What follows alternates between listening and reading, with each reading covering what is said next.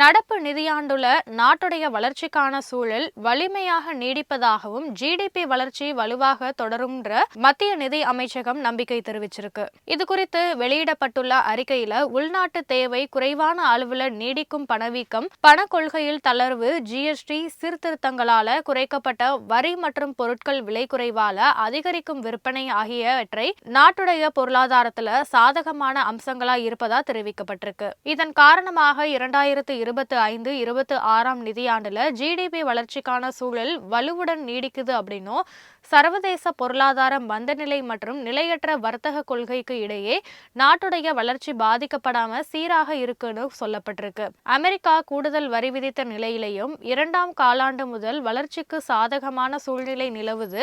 அது மட்டுமில்லாம பன்னாட்டு நிதியமான IMF மற்றும் ரிசர்வ் வங்கி ஆகியவை இந்திய பொருளாதார வளர்ச்சிக்கான தங்களது முந்தைய கணிப்பை அதிகரித்துள்ளதா தெரிவிக்கப்பட்டிருக்கு.